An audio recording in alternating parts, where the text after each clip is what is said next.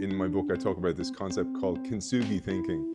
And that's why I use that term, the cracks, because kintsugi is this beautiful Japanese art where they repair ceramics and broken pottery, but they celebrate the cracks. They don't disguise them.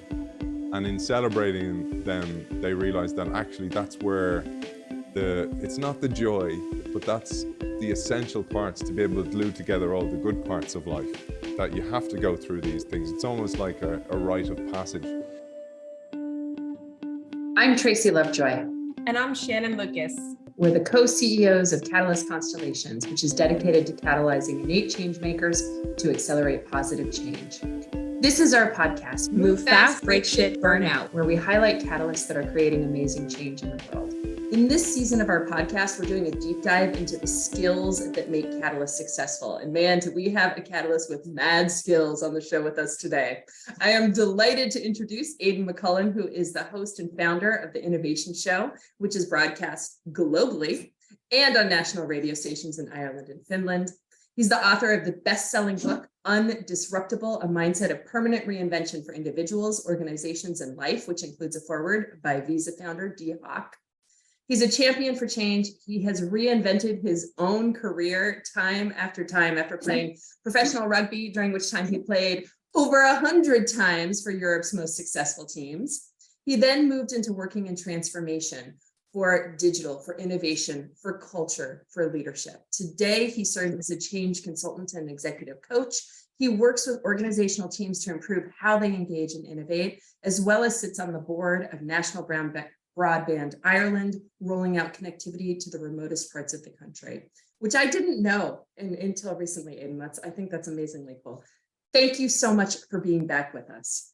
It is always a pleasure to be with you guys. I love your energy and I love the authenticity of our conversations. Well, thank you. We feel the same way. We'd love to start by hearing how you connect with the concept of catalyst. What has this meant for you in life recently?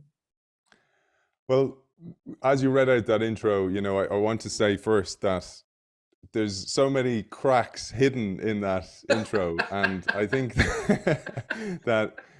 that's the really important thing for catalysts, is not to think anybody's got like it better than you, or because even the most successful people in the world have been through really tough times. And it's easy to paint the picture when you're through the times where it's tough and look back and kind of, create a great story. But that story is full of, even you mentioned the 100 times playing. I was injured probably for half my career. I was unselected for a lot of that career in rugby. And, that's where literally and figuratively the scar tissue builds up, and scar tissue is tougher than normal tissue. And it's tougher because it's there to help you through the next time. So it builds resilience. And really, that's what is so important to be a catalyst, because it is tough. If you're a change maker in an organization, if you are a founder, an entrepreneur, an intrapreneur, even if you're just a person trying to get through life, it's tough. So when you realize that, and you expect that when you're surfing waves at the top, the crest of the wave, that there's a trough on the way, and equally when you're in a trough and all you can see is water coming at you, realize that there's a crest on the way, and it's just cyclical aspect of life. And really that's what life is, not just life as a catalyst, but I think catalysts see more troughs because we go seeking them out because we want to fix them. I'd love to stay here for a moment before we jump into talking about skills. How do you weather the troughs? Well, I think that aspect, so it's tough. And, I think that you go through the failure, you go through the mistake, you go through the misjudgment in error, your error in judgment.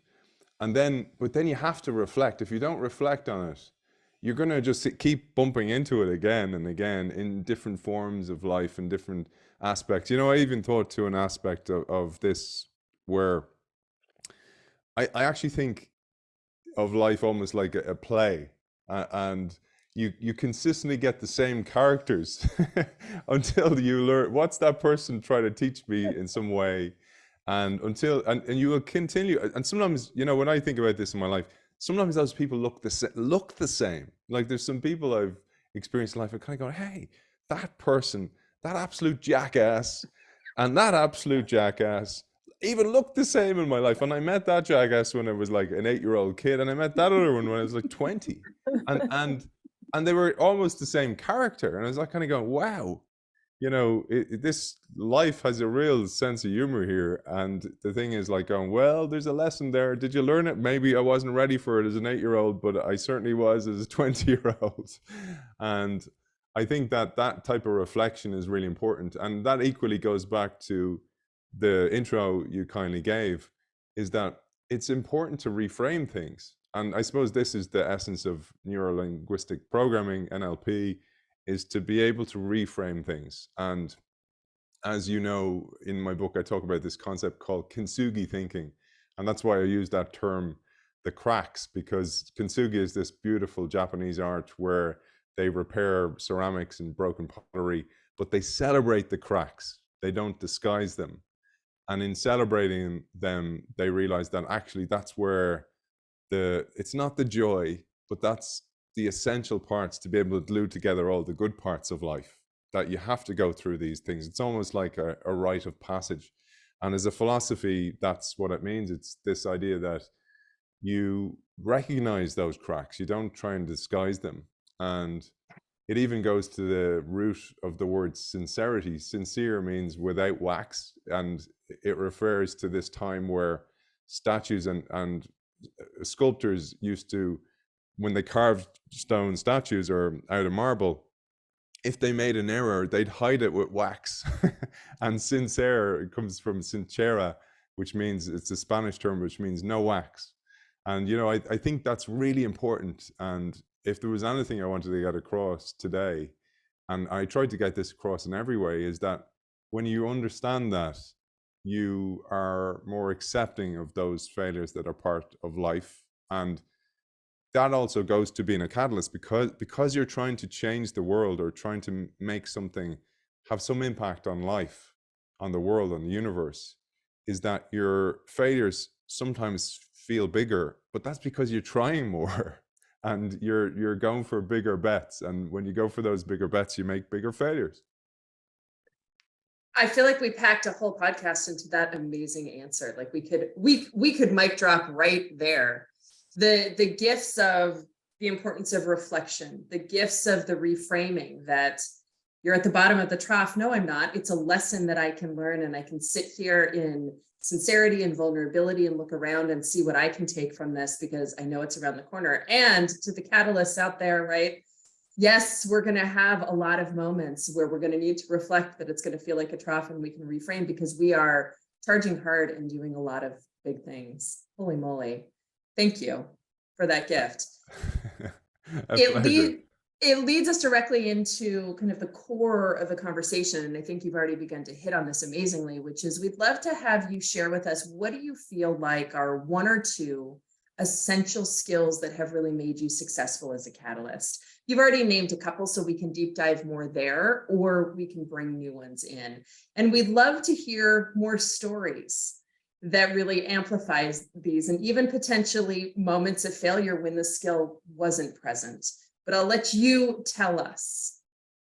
Okay, so I think to make it relevant for a catalyst is that, and I think this is the difference between us, and I mean you guys and me, is that we've been through in the trenches trying to drive change in legacy incumbent organizations, and the difficulty that brings. And I think that really is so important, because you can write about this till the cows come home, but you can only write in the scar tissue when you've been through it.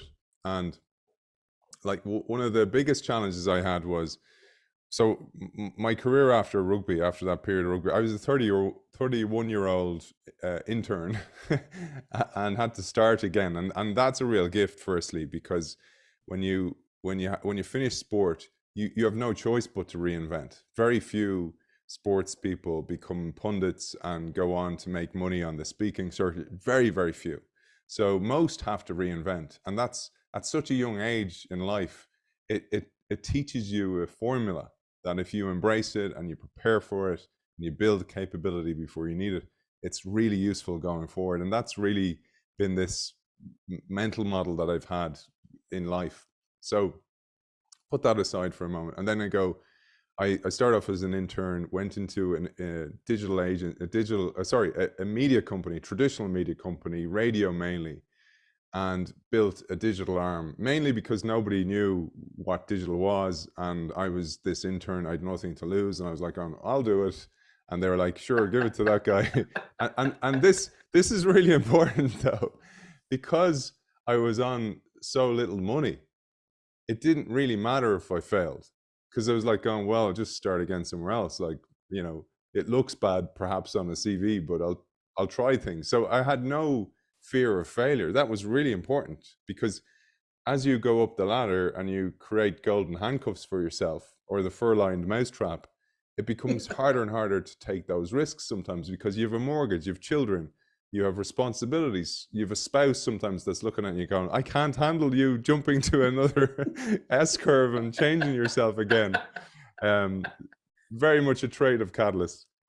So when I did this, I was really lucky, because I had this loose leash, and the loose leash was so loose that it gave me enough leash to survive and to thrive and to change and to try things. But one of the things that I say is a failure, and I learned it later, and only looking back on it now, is I tried to take credit for all the wins, and they were my wins. And in doing so, killed so many budding ideas and projects I had worked so hard to bring to life. But because I was trying to claim credit for them, which is really important, and it's a term you guys taught me, which is breadcrumbing, because I didn't breadcrumb, I was waiting for the boardroom moment to put up my slide and going, here's a project I did, and I did this, and I could see straight away my colleagues, who were often frenemies, to put it frankly, these were people who were threatened by this new digital being that was coming into being. And I could see them almost step back from it mentally. And that was a terrible error in retrospect, because the very term frenemy is, yes, they're your friend and your enemy, and yeah, you're going to clash, etc. But one of the meanings of the word catalyst to me is actually maybe not such a positive one, in that the catalyst gets burned up in the transaction. And that's difficult, because you're the one bringing it to life, sometimes you don't get any credit for it. And that's a really, really difficult part of this. And in retrospect, I would have probably sought out less recognition, less taps on the back, and made other people the hero, and been more strategic about when to take the credit for hits. And there's a term, a very early guest I had on the Innovation Show, and a guy, I read all his books, a guy called Jeffrey J. Fox. His books on rainmaking, magnificent books, but he has a term, it's better to be a credit maker than a credit taker. And I think there's so much wisdom in that. And perhaps if I had read that book earlier, I wouldn't have made those errors. But if I didn't make those errors, I wouldn't be telling you about them. That's true. I love that. And I don't know that we've heard that voice before. So I love the uniqueness of it, as it relates to being a catalyst. And it is, I think so many of us do enjoy, Shannon and I ourselves talk about the gold star. We love a gold star, right? And it is tough when you have worked tirelessly on things that people told you were impossible or that you shouldn't do. And then they finally turn and the whole organization is like, what do you mean? It's been like that all along. We've used that language or that framework or that, mindset from the beginning. And you're, what? No, I was ostracized talking about this just a year ago. And that's tough. How do you deal with that? The shift from being a credit maker to what is it? I wrote it to a credit, from being a credit taker to a credit maker. Yeah, well, I'm still working on it. it's like a really slow crossfade by a DJ from one track to another. Really, like taking years. So I think this is why your offering in Catalyst Constellations is so unique and so important. In that, as you're evolving, so we talk about dual transformation in innovation work. There's the transformation of the legacy organization and then the introduction of the new organization. But actually, it's more like this triple transformation, because you have to have the people evolve as well. And that includes us as catalysts. Like, we have to evolve, because it's it's a trait, this being a catalyst. It's definitely a spectrum. There's a spectrum of being a catalyst, and I think we go through our own evolution in the process, and that's where, I mean, like, you get burnt up, but so does a phoenix, and a phoenix gets burnt up, and only through being burnt up has a new lifeline and enjoys a new 500 years of existence. And I think that's an important aspect of it, that burning up, when you see that as, again, a milestone, not a millstone, you start to embrace it a bit more and kind of go, okay, well, this is part of it all. I am part of the transaction. And then you get clever. I mean, and this is where, if you don't learn from the last mistake for the next time, then shame on us, right? So this is where, okay, well, next time I'll breadcrumb it. Next time I'll find a sponsor that will know that I did the work, and I'll be able to articulate very carefully. And Shannon and I talked about this before in the past, when you guys were kindly on guests on my show, was this idea of breadcrumbing and finding the sponsor, etc. So that's that. And then I would say, on a personal level, and this is where the coaching comes in, and this is your real areas of expertise, is the way I think about exec coaching. I do exec coaching as well. It's one of the hats I wear. And I often think of it like that idea of Michelangelo and the block of wood, is that you're carving away to see what's inside. So you're carving off these layers and kind of go, what's at the heart of this? Because those layers that become the block of wood, that becomes us, are programming from parenting, society, stuff we read, people we listen to, all that kind of thing. And COVID was this great chrysalis moment for me, I felt, because it gave me a time to actually reflect on myself. And I started to kind of go, I wonder where that seeking out the gold star comes from for me. Like, I had this craving for, like, getting a pat on the back all the time. And you have to let that go, because where that manifests in regular everyday life, and maybe you guys have witnessed this, is me to my wife kind of going, hey, clean the kitchen. She's like kind of going, what do you want, like a gold star? What do you want, a medal? I clean the kitchen all the time. And you're kind of going, and okay. And then I was like kind of going, hey, I do that a lot. I look for pats on the back. I look for credit. And then I thought about it going back. I was like, where does that come from? And then I actually discovered, well, actually it came from my childhood, where whenever I played, so I played professional sport, but I was an awful, really terrible athlete as a child. And I had to work really, really hard to become anyway respectable. Like, I was often last picked. And then it was around 16, 17 where I started to, firstly, I found a sport that actually I was capable of playing and getting picked in. And then I blossomed because I worked hard. I was always a hard worker in whatever I do. But I didn't have a parent to go, well done, so proud of you, etc. And once I identified that, it made sense to me that I gotta go, well, that's where I'm still that kid looking for the evaluation or validation to go, well done, yeah, you've done great. You were, your work since you were a kid all the way to now, wow, it's amazing. And when I identified that trigger point, it was just this release, and I stopped doing that. And now I'm like cleaning the kitchen all the time. I'm doing things where I'm not looking for, I just don't think about any credit. I just move on. I'm happy when I do a good job in a keynote or in a workshop or in coaching or writing a piece of content. I'm happy about that, but I don't dwell on it.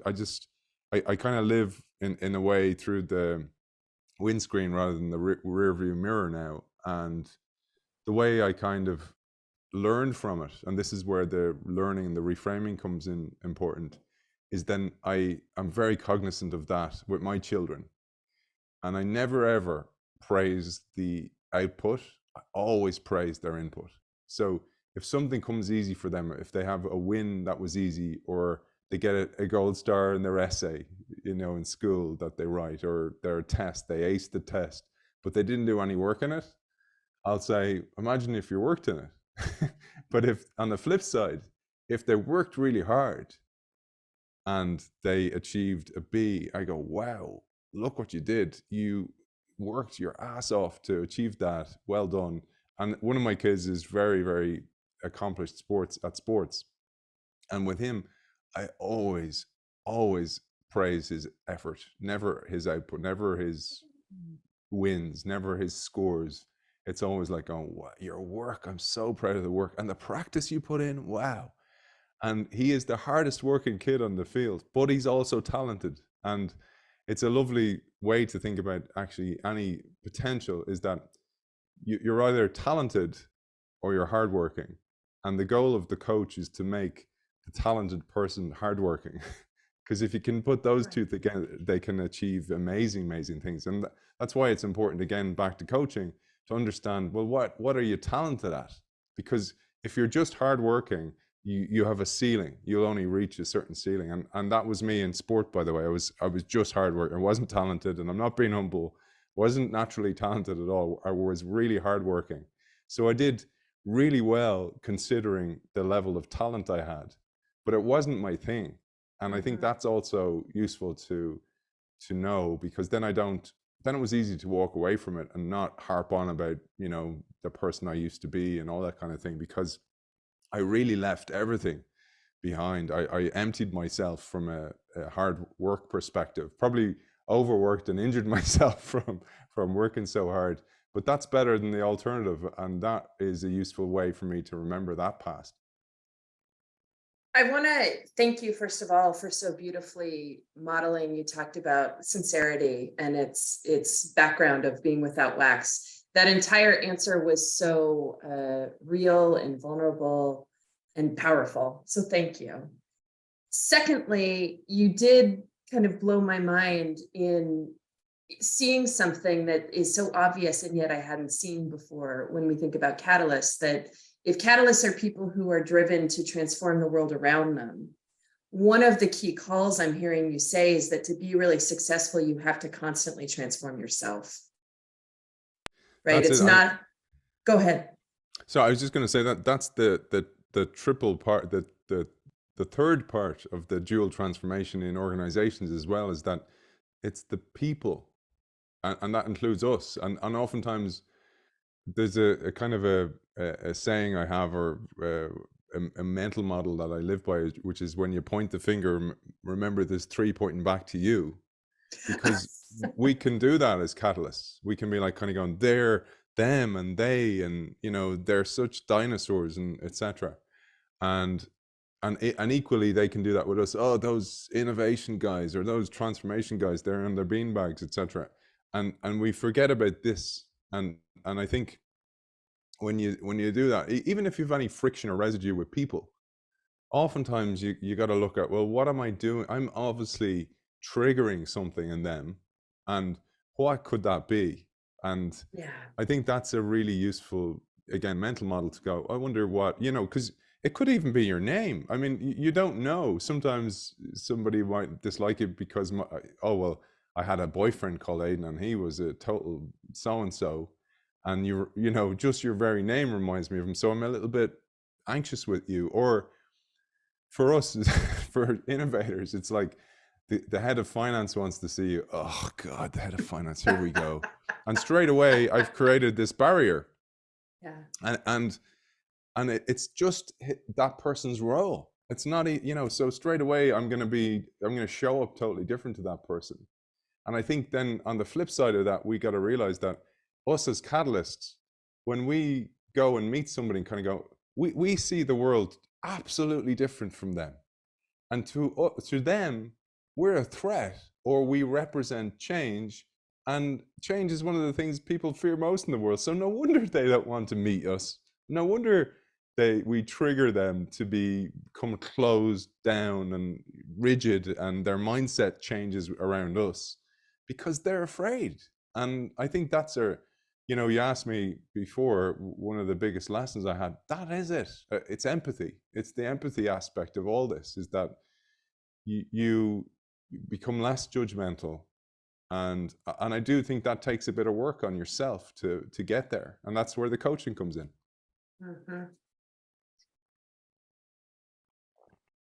That the combination of that, I feel like there's a whole book in the wisdom that you just shared, and I'm so grateful. I'd love to bring it up to current day and ask, so what is the biggest challenge you're facing as a Catalyst leader today? I suppose I mentioned to you I had an operation recently, and it just knocked me off sync. That was kind of and that will people are going to go, duh. Of course it's going to knock you off sync. But I was saying to the guys something different. It was I do think of life a little bit different, and it took me a while to get here, in that it's like and I think it's why people like us connect. And I think of us in organizations in the same way. And I'm talking to the catalysts watching it or listening to us. And you guys will know from my book that you kindly read, is this concept I talk about imaginal cells. So these cells that initiate the change in a caterpillar are called imaginal discs, or imaginal cells.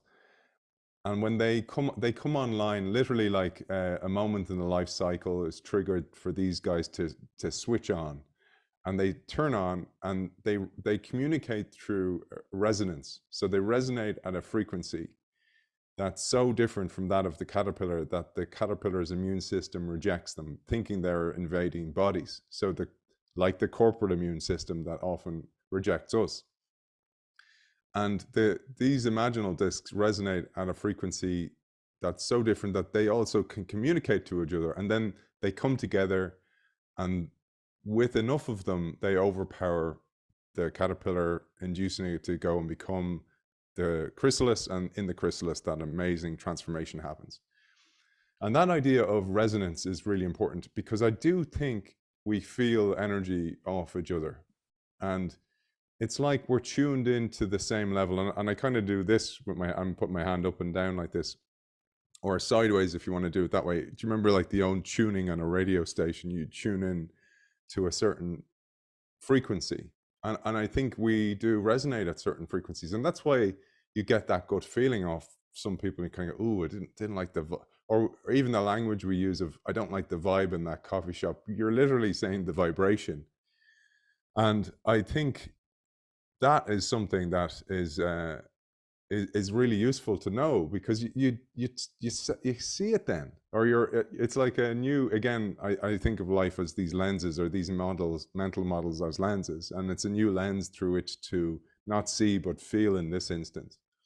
And you asked me about the challenge, and that was one of the challenges. I felt I got knocked off my frequency, and it took a while to get back, and I was less positive in my mindset. I was cranky, and it even affected things like, and I think it's important to do these things, like meditation was seen as this kind of hippy dippy thing in the past, woo woo, whatever you want to call it. And now we know, we have the neuroscience behind to go, it actually changes your brain. It actually changes the structure of your brain. It changes your concentration levels. It changes your anger levels. It makes you more tolerant. It makes you more empathetic. And I think that's really important for us. And this goes to self-care as a catalyst as well. It's really difficult for a lot of us, because if you think of the catalyst spectrum, oftentimes it's probably close to sometimes Asperger's and sometimes to autism, sometimes to ADHD. It's a neurodiverse skill, and it's an ability. So I love this term where it's this ability, THIS, not DIS. So it's this ability, and if you realize what the benefits of that ability are, but then you have to be able to tolerate the differences that come with that. And this is where stuff like this mindfulness and understanding how energy works and those things are important. And that was the challenge, was just being knocked off the where I was, I suppose. And you know, there's a great guy I love listening to, a guy called Joe Dispenza, and he talks about falling from grace, that you know, you're working on yourself all the time, but then you'll have days and you'll fall from grace. And don't kick yourself about it. Just realize, what did I not do, or what did I do? And it's only when you track it that you can see it. And I think this is, again, why it's so important to work on yourself all the time. If you don't work on yourself, you don't spot those things. It's like, you know, I used to get great gains when I worked in the gym, and people, and gains, sorry, is just, I'd become stronger, faster, and more ripped and bigger and all those kind of things. And people are kind of going, what are you taking, man? And I'd be like, sleep, hard work, I eat a boiled chicken for breakfast. That's what I'm taking. And then they're kind of going, oh, I don't really fancy that. And they're kind of going, well, that's the work, you know. But my point is, I also used to track, like yesterday I benched X. 2 days later, I benched X plus Y, and I track it. And very, very few people track things. And that's why that breadcrumbing of your life is important as well, is that you're kind of seeing, what did I do that day that was different? Why did I have such a great day? And not in a negative way, but why? So I can replicate it again.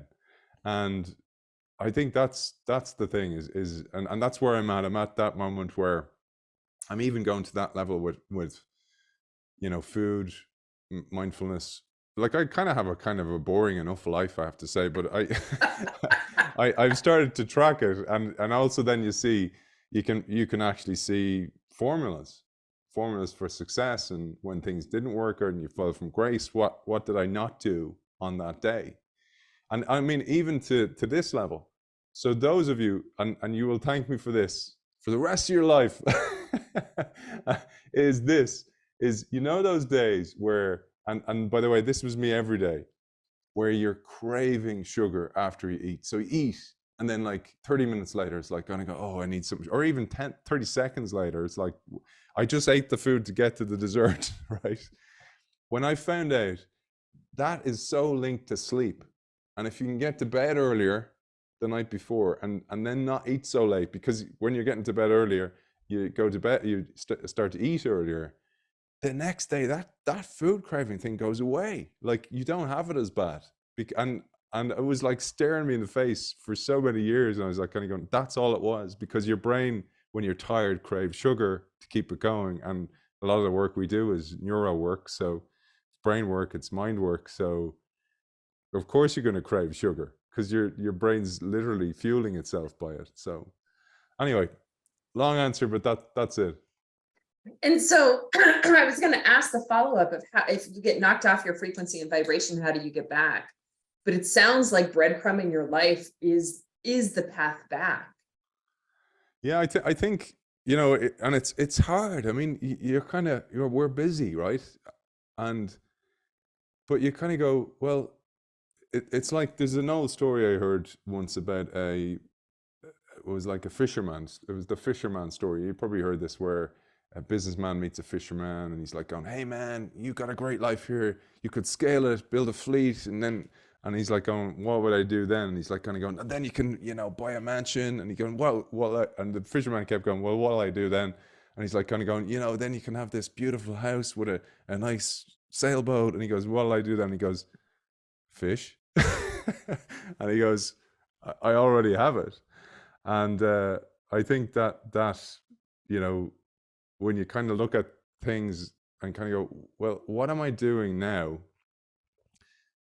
that's going to pay it forward to that future version of me, and including the negative things. So is it worth doing, is it worth killing myself with work?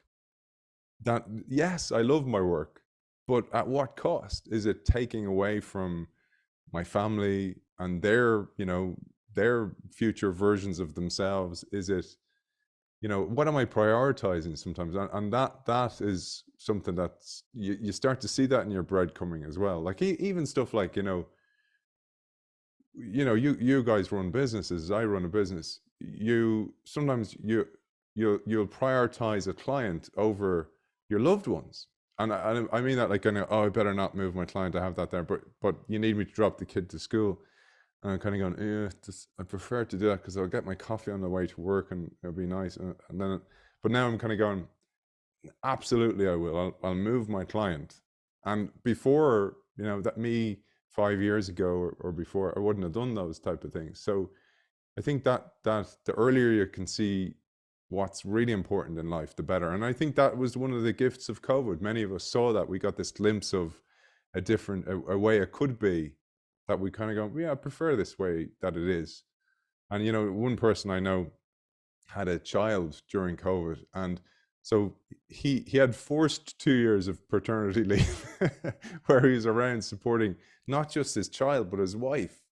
And I was like, oh, man, you've no idea what a gift that is, and he's like kind of going, I can't undo that now. I find it hard to be taken away. And I was like kind of going, so for so many people it's the other way around, so that's a huge gift. So that, I think that is the way, is just to realize what's important to you. And this goes back to the work on yourself, is what are your values? What are the things you're thinking about in the future? Also, and this is, people often will criticize me about being a gym monkey or whatever you call it, a meathead, because I like going to the gym and I like doing that. But I genuinely think of the future me as like a 100-year-old self looking in the mirror one day and kind of going, thank you for doing all that work back then.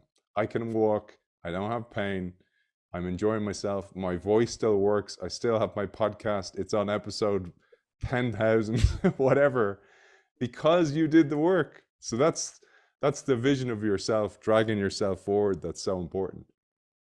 That was the most brilliant call to action for catalysts to think about themselves as opposed to staying externally focused. Thank you for that gift. With that, I'm going to turn it over to Shannon for rapid fire. I just have to make one comment though, because Tracy sort of said this. For me, the clarity of the message that you gave about the personal transformation work that catalysts have to do, and I've been thinking about it in terms of it's what makes us effective, which is true. But the other thing that I hear in your story is it gives us the sincere license to ask other people to do the work. And so I remember, like, in some of my proudest moments as a leader were when I was vulnerably sharing that I was in process, right? And the in process is the invitation then for other people to do it. And it's easy for catalysts who have a great relationship with change to not be aware of all of those other things, which makes them not credible and more threatening to people who have to do the change, is basically what we're saying to people as we're trying to create the change. So thank you for that clarity. And I think we could spend days unpacking that in all of the ways. And the final word that I'll use is integration. I'm back in San Francisco. I was hanging out with my best friend who's a therapist, and we were just talking about like that vibration that happens when you're living that integrated life. And that's also what you're modeling for people in asking them to lean into that change. But you can also model how great that feels and what the manifestation looks like when you're living that integrated life. So thank you, Aidan. That was just the clarity was really profound. But now we can move to less heady stuff. Now that we're integrated. Yes, we're fully integrated. What do you got? We're vibrating. Okay, one thing that you do to be ready for a big meeting. Well, I work on state, not content. So if you're worrying about your content for me, that would be a workshop or a presentation. The ship has already sailed there, Chief. You got to be working on your state. So breathing, thinking about the audience being happy as I walk off stage, that type of thing. Nice. What's your favorite way to spend a free day? I love reading, but I don't get to do that on my days off. My days off consist of doing what I said earlier on, which is supporting my kids. So I'll go to their games. I won't be that pesky dad on the side shouting or anything like that. I'm just there. I'm like the soccer dad driving them to things. Like I have 2 of those tonight, by the way. And it's just being there. I mean, that's, as the saying goes, life is what happens in between the events. So that's important, I think. So, and that probably goes back to the younger me to go, well, I missed that. So I'm going to make sure I don't make that same mistake again. Even if it is a mistake, who knows if it is, it could be the reason that the way I am the way I am. I think Tracy and I both relate to that. What's your favorite famous catalyst, dead or alive, and why? Such a difficult one, that. And you get to talk to like so many of them, of all of them that we know. Yeah, you're probably in touch with the most. It really is a difficult one, and people, people tend to go with the memes. I probably will go with a more negative one that probably people haven't heard of, and more because this guy has been remembered for the negative thing. There's a guy called Semmelweis, the Semmelweis effect. The guy who said you should wash your hands, because I noticed that these physicians are going from a cadaver in the morgue to delivering a baby over here, and child death was huge. And this guy was condemned and vilified and ended up in a mental asylum for this idea that there could be these invisible things moving from the cadaver to the child, and that's why the child could be dying, and hence the Semmelweis effect. He was a catalyst, but he didn't get celebrated in such a way. And I just wanted to just say that it's important to recognize the ones like that, as well as the celebrated one. I think it's important to recognize those people. Thank you for that. Do you have a call to action for our listeners? I think Tracy said it. You recalled it, is that you got to work on yourself. And I don't mean just resilience, while it's so important, but you gotta work on you. Like it's that whole idea of, well, there's no point in getting to the top of the ladder and killing yourself getting there, like dying once you get there. Go, hey, I transformed the organization, stick the flag in the top of the mountain, and then tumble down to your death. So really recognize what's important to yourself. Have a vision of your future, because we do this for the organizations we try and transform, but what about you? See yourself in the future. Physically see yourself. Think about what impact you've had on your children, your grandchildren. If you're not married, what you're doing in the world that's meaningful to you, what you still want to be doing that you're doing today. That's an important thing, I think, is going, what are the things that I'm doing today that I'd still love to be doing in 50 years, making an impact, and then pave ways to do them. Yes. Amen to that. We agree. Aidan, it's always a pleasure having you. We could just talk for hours and hours and hours, but thank you for spending your afternoon with us pre-soccer game. We appreciate it. I can't drop this mic, but I'll drop. Yeah, mic drop. And to our listeners, thank you so much for listening. If you'd like to learn more about how to accelerate positive change, go to our website at catalystconstellations.com. And be sure to check out our book, Move Fast, Break Shit, Burn Out. If you have other catalysts in your life, hit the share button and send a link their way.